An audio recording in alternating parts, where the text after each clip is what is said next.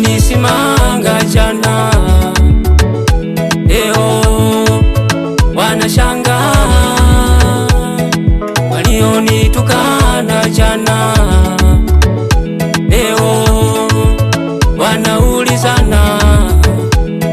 Asante Baba kwa kunibariki, asante Baba kwa kuniinua, asante Baba kwa kunibariki, asante Baba kwa kuniinua.